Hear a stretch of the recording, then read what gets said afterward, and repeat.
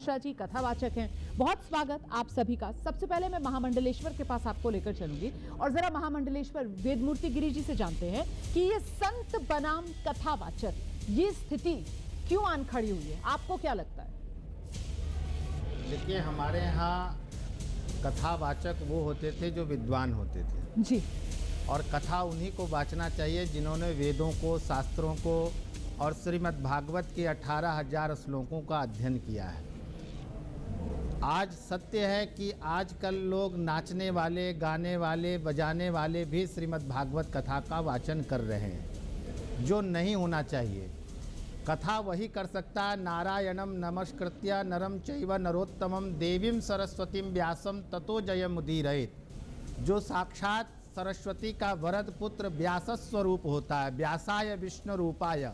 वह कोई साधारण व्यक्ति नहीं होता है जब वह व्यासपीठ पर बैठता है, और व्यासपीठ पर जो बैठे व्यक्ति, उसको इस चीज़ का विशेष ध्यान रखना चाहिए कि शास्त्रों का अध्ययन करना चाहिए, गुरुकुल परंपरा में उसका अध्ययन होना चाहिए। और आजकल ऐसा नहीं हो रहा। आजकल बहुत कम लोग ऐसे हैं जो इस तरह की चीज़ों को कर रहे हैं। आज जो 6 महीने रासलीला में रहे, जिनको सिर्फ वहाँ की कथाएं कुछ प्राप्त हो, एक श्लोक नहीं आता हो, ऐसे लोग कथा वाचन कर रहे हैं। लेकिन जो श्री राम भद्राचार्य जी महाराज जी ने, जो एक तो स्वामी प्रेमानंद जी के ऊपर उन्होंने टिप्पणी किया जी, दूसरा टिप्पणी आप उनको देखेंगे तो उन्होंने आदि गुरु शंकराचार्य के ऊपर किया।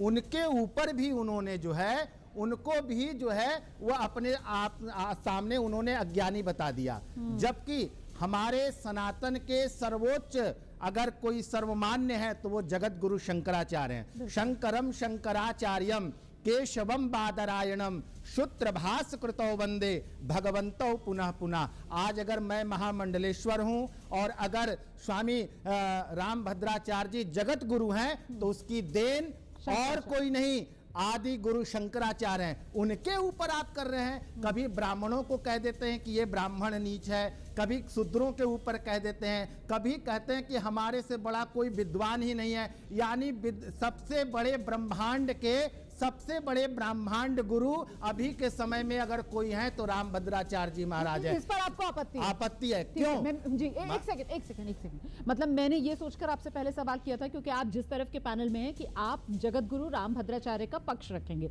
लेकिन ये बड़ा दिलचस्प है, आप आए राम भद्राचार्य जी का पक्ष रखने के लिए, लेकिन आपने कहीं ना कहीं उन पर ही सवाल उठा दिया है।